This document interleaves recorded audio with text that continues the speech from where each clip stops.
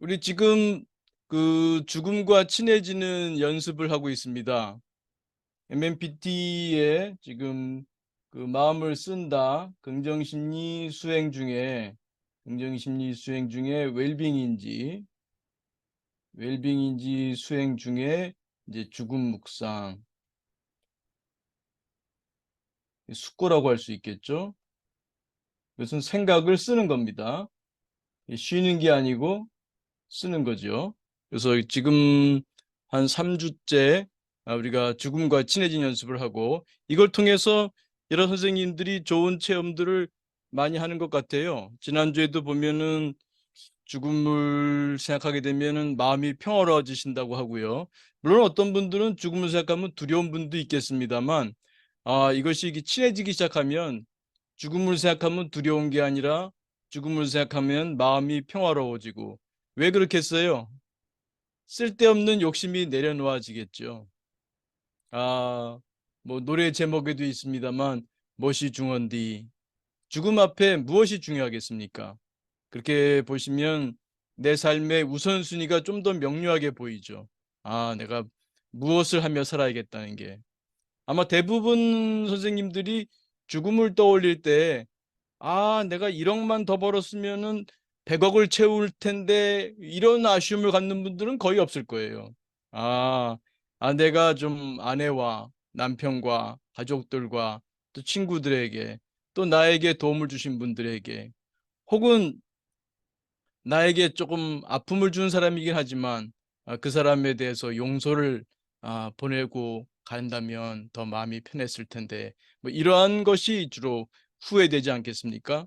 주로 관계죠. 우리 인간에게 중요한 관계 동기.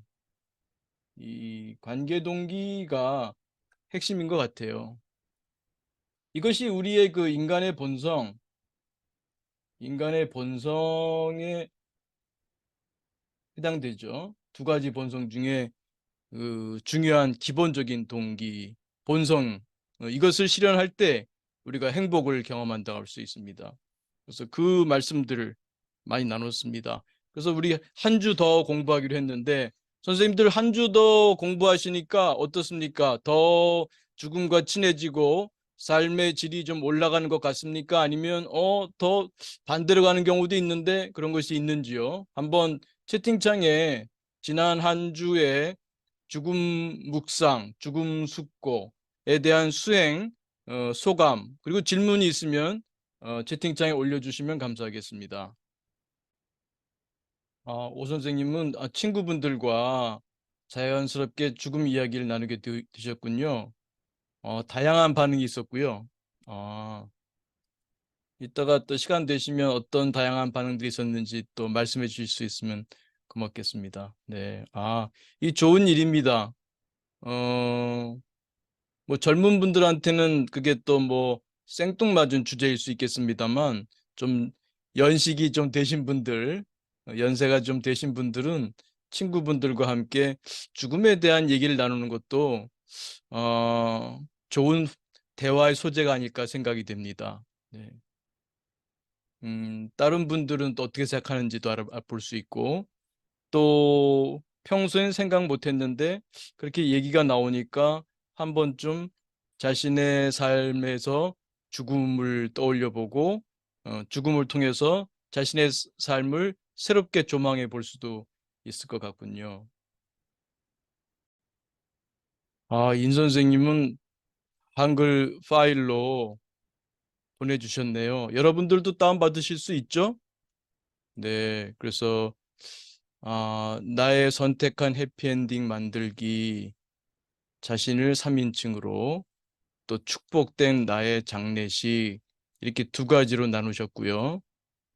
음, 내가 선택한 해피엔딩 만들기에서는 어, 여러분들도 한번 어, 해보실 만하네요. 아무개님께서는 향년 몇 세에 하늘나라로 가셨습니다. 사망 원인은 무엇이었고 무엇에서 소천하셨다. 그의 생활은 가로 기독교, 불교, 유교 등이었고 직분은 무엇이었다. 그의 남겨진 가족은 누구고 소천하실 때 하시던 일은 뭐였고 그분이 생각에 세상에 남긴 업적들은 무엇이었다.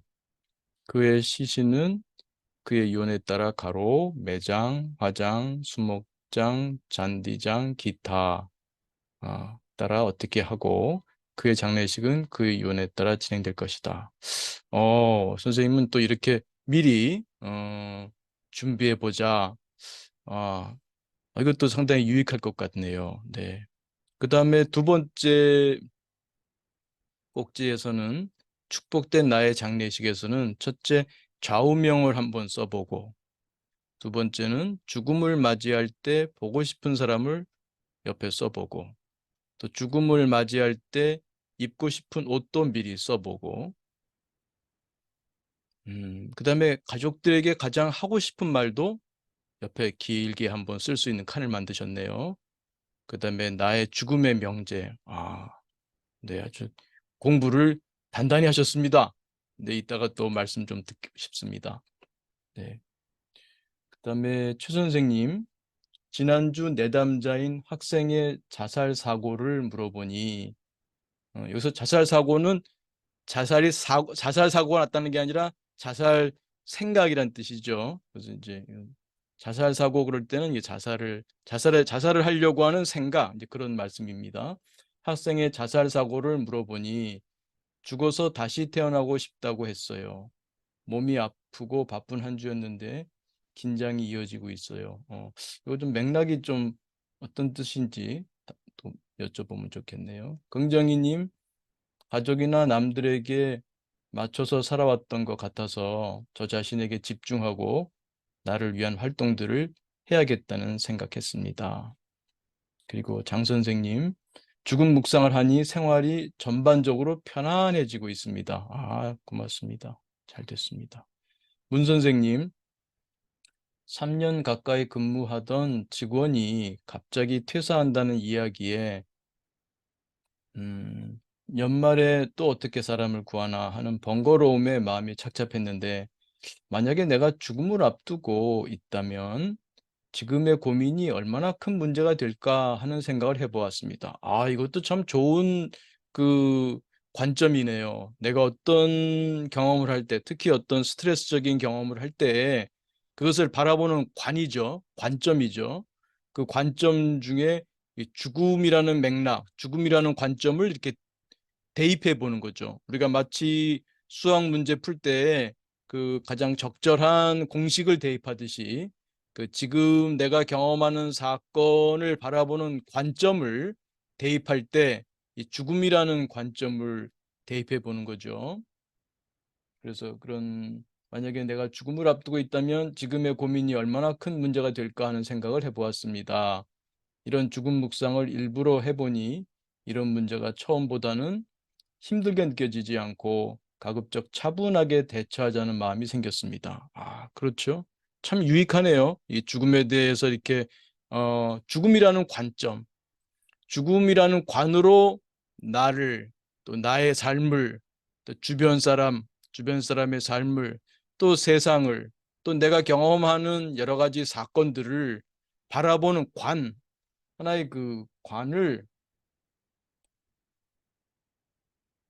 갖는 거죠. 죽음관. 이 죽음의 어떤 관점, 조망, 뭐 스키마, 뭐 등등등 이런 관점으로 보는 거죠. 이게 구성주의이기 때문에 구성주의죠. 구성주의. 우리가 밖과 안의 상호작용으로 경험이 만들어지는 거니까 이 안조건에서 이 죽음관, 내 관점으로 나를 볼 수 있고 세상을 볼 수 있으면 그때 우리가 경험되는 것은 이런 죽음관을 갖지 못했을 때와는 다르겠죠. 네, 문선생 열정님, 네, 고맙습니다. 좋은 체험 나눠주셔서 감사합니다. 오직 반짝일 뿐님, 죽음 묵상을 하니 역설적으로 동기상태론이 생각났습니다. 뭘 바래? 라고 숙고하게 되었습니다. 동기는 욕구라고 하셨는데, 네, 동기의 욕구 같은 뜻이죠. 같은 뜻입니다. 상황, 맥락에 따라 좀 표현하는 뉘앙스는 다르지만, 기본적으로는 그 목표 플러스 목표를 유지하거나 달성하고자 하는 추동력, 에너지 개념이죠. 음, 동기는 욕구라고 하셨는데 열망과도 같은 건지 궁금합니다. 그렇죠. 열망도 무엇을 향한 거죠. 목표 플러스 그 목표를 유지하거나 달성하고자 하는 추동력. 그러니까 열망이라고 할 때는 그 욕구가 좀 큰 그런 맥락에서 우리가 열망이라는 말을 하겠죠. 그래서 같다고 말씀드릴 수 있겠습니다. 또 이 선생님, 일상에서 내가 무엇을 중요하게 생각하는지, 관계에서 어떤 가치를 추구하면 좋을지에 대해서 생각해보는 한 주였던 것 같아요. 끝이 있으니까 지금 이 순간이 조금 더 분명해지고 포기할 것과 포기할 수 없는 것들, 삶의 우선순위를 다시 세우게 되는 것 같습니다. 네. 그 전에 그때 TV에서 한번 봤는데요. 외국 사람들이었는데 아마 어느 나라인지는 잘 기억이 안 납니다만 뭐 큰 화재가 났던 것 같아요. 그래서 뭐 집도 잃어버리고 뭐 상당히 힘든 상황이었는데요. 그분의 인터뷰 내용 중에 그 한 가지 기억나는 것은 이런 내용이었던 것 같아요. 이제는 아마 그 내 양말 한 짝이 어디에 있는가? 그걸 못 찾아서 스트레스 받는 일은 없을 것 같아요. 그런 말을 했던 게 기억이 나요. 그러니까 그런 그 재난이죠. 그러니까 그런 그 어려운 상황을 한번 경험하고 나면 나에게 정말 뭐가 중요한지를 알게 되고 정말 쓸데없는 동기라고 할까요? 사소한 동기들 때문에 그 동기의 중요성에 비하면은 별로 가치를 부여할 만하지 않은 그러한 감정적인 스트레스에 너무 큰 무게를 두지는 않게 되는 거죠. 자잘한, 물론 동기가 좌절되면 동기 좌절이 스트레스 아니겠습니까? 또 동기 좌절의 예상이 스트레스고요. 그러니까 어떤 동기가 나에게 중요한지를 알면 웬만한 동기는 내려놓게 되는 것 같아요. 그 동기를 붙잡고 있는 동안에는 그 동기의 상태가 나한테 영향을 주지만 그 동기를 내가 붙잡지 않으니까 그 동기가 좌절됐느냐 뭐 이런 것이 나의 삶의 질에 영향을 거의 미치지 못하는 거죠. 그런데 이와 같은 죽음에 대해서죠. 죽음에 대해서 우리가 미리 생각할 수 있는 거. 그러니까 우리가 생각할 수 있다는 것 때문에 걱정도 하고 불안해하고 두려움도 갖게 되지만 다른 동물들은 겪지 않는 고통이죠. 생각할 수 있기 때문에 겪는 고통이죠. 또 과거를 생각할 수 있는 것도 마찬가지고요. 그런데 오히려 거꾸로 이 긍정심리의 쓴다 수행이죠. 이 쓴다 수행에서는 그 생각을 오히려 쓰는 거죠.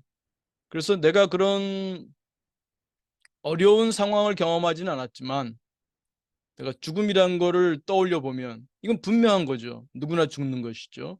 그래서 그거를 분명한 내가 경험하게 될 그 상황을 떠올려 볼 때, 어떤 재난보다도 재난의 입장으로 보면은 가장 큰 재난이라고 할 수도 있죠. 왜? 내가 소멸되는 거니까.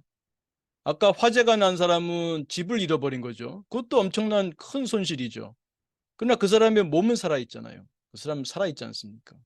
근데 죽음이라고 할 때는 모든 것을 잃어버리는 거 아니겠습니까? 내 이 몸과 마음마저도 잃어버리게 되는 것이니까요. 근데 그런 그 손실로 보면은 그 어느 것보다도 비교할 수 없는 가장 큰 손실인 죽음을 생각하게 되면 우리가 지금 살아있을 때의 삶에 있어서의 그 삶의 질이 달라진다는 거죠. 뭐 지난번도 예를 들었습니다만 사막 여행 갔다가 무장강도 당한 사람이 다시 구사일생 살아서 한국에 돌아온다면은 삶의 질이 달라지고 주변 사람들한테 훨씬 더 친절하고 더 위해주고 관대하고 그런 모습을 보였다는 일화를 소개해드리지 않았습니까? 그렇게 무장강도 당하지 말고 꼭 그걸 당해서야만이 그런 현명한 삶, 지혜로운 삶 이게 이기적인 거죠. 이 지혜. 이기적. 정말 이기적으로 되려면 지혜로워야 되거든요.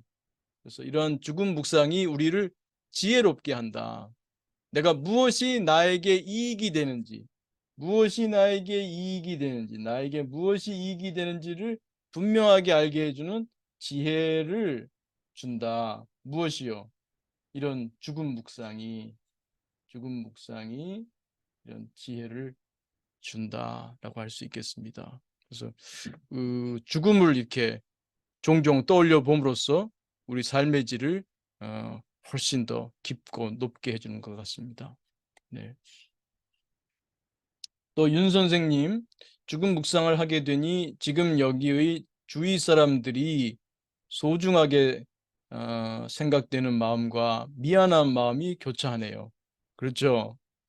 미안한 마음도 있죠. 그러니까 다시 되돌릴 수 없는 죽음이라는 사건을 생각하게 되면 그 내가 자존심 때문에 미안함을 사과하지 못한 일이라면은 아마 어떤 방법으로든 간에 사과할 수 있고 또 용서하지 못한 것을 용서하기가 좀 쉬워지지 않을까 생각되는군요. 그래서 죽음 묵상과 연관성이 있는지 모르지만 가볍게 급여리와 마중물 문구를 활용하니 다소 위안도 되네요. 네, 그러시군요. 그러니까 죽음 묵상할 때 지난번에도 나왔던 것 같아요. 급여리를 훨씬 사용하기가 또 쉬워지고 또 급여리를 하다 보면은 또 그것 자체가 좀 더 관대해지게 되죠. 우리로 하여금. 또 이 마중물 문구 기억나시는 분은 아시겠습니다만 자비 문구 중에 마중물 자비 문구라고 제가 이름 붙인 게 있죠. 그 사람도 나처럼 고통이 없기를 바라는구나. 그 사람도 나처럼 행복하기를 바라는구나. 행복을 바라고 자, 고통이 없기를 바라고 비. 누구나 그런 마음이라는 거죠. 누구나. 그래서 그거를 떠올리는 것이 사람들과의 관계에서 정말 그 좀 너그러울 수 있는 그런 마음을 만들어주는 것 같습니다. 오직 반짝일 뿐님, 죽음 묵상을 하니 아이에게 아무개야 숙제했니? 보다는 오늘 기분이 어땠어? 아이의 존재에 대해 궁금해지는 것 같아 가끔씩이지만 대화의 질이 달라지는 것 같습니다. 자연스럽게 관계에 더 집중되는 것 같습니다. 네, 이게 인간의 가장 기본 본성이죠. 네, 뭐 나누자면은 이거하고 그 배움 이게 인간의 큰 본성이죠. 두 가지 본성. 그래서 그 기본은 이 관계 동기죠. 이거를 어, 충족해가는 과정. 그 과정이 인간의 본성을 어, 실현하는 것이고 이 과정이 쉽지 않잖아요. 그렇죠? 이 과정에서 내 마음이 닦이고 내 마음이 성장하고 그것이 이제 우리가 지구에 사는 동안 지구별에 사는 동안 우리 영혼의 급수를 올리는 일이 되겠죠. 그래서 관계 동기가 인간의 본성의 가장 중요한 부분이고 그거를 충족해가는 과정에서 우리는 많은 공부를 하게 된다. 왜냐하면 사람들과 쉽지 않거든요. 그 관계 속의 갈등 이런 것들을 공부하면서 관계 동기의 충족은 더 잘 이루어질 것이고 우리가 좀 더 지혜로워지고 마음 공부가 좀 더 내공이 깊어지겠지요. 네, 고맙습니다.